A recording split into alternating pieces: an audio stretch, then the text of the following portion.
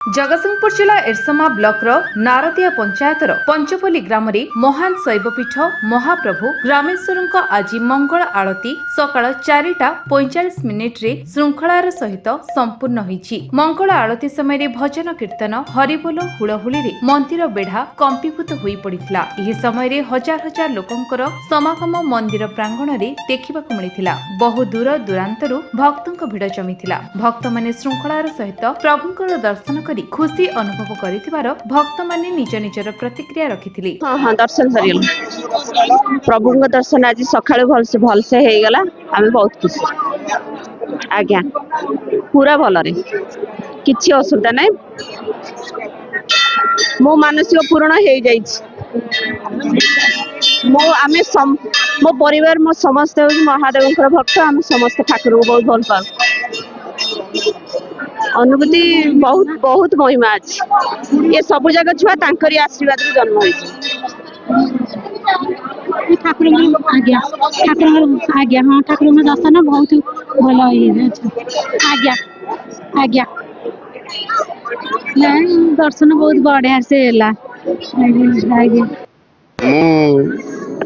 पंचपल्ली ग्राम बासिंदा श्री शिव प्रसाद मिश्र भुवनेश्वर रोचे चाकरी करे राजधानी इंजीनियरिंग कॉलेज चाकरी करे एवं मु प्रभु को सानिध्य लाभर तीन झील मो माँ ये उपासना करी जो अध्याय पढ़ी जे मत प्रभु बकटे पुओ दियो प्रभु पाखे समर्पण कर प्रभु 21 दिन नुह 17 दिन 21 दिन भी समय नहीं ना प्रभु से जाणिक कहले जो स्वप्नादेश हेले माँ कुमार जे प्रभु कहते जे जदि माँ पुओटे देवी ताले रोग ते नबाकू पड़ो हेले प्रभु दयार जहाँ मुझे जन्म हेली प्रभु भी कहते देख जोग भोगबू कि 29 वर्ष पर्यंत रोग पीड़ित रहबू किंतु माँ मोर जल रोग पीड़ित रहीकि मुझे समय पाखे अनुभूति रही प्रभु पाखे आज पर्यंत भी पाखे सेवा कर मो जन्म कि प्रकृत मो माँ मत कहते बापुरे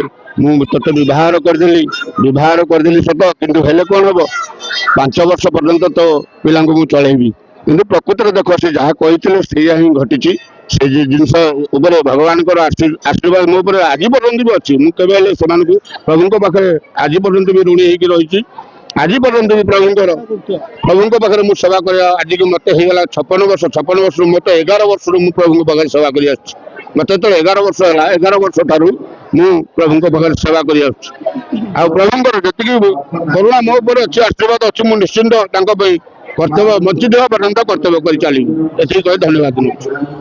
रघुनाथपुर मनोज कुमार जेना एरसमार नृसिंह चरण मल्लिक रिपोर्ट विश्व विजय न्यूज ओडिशा।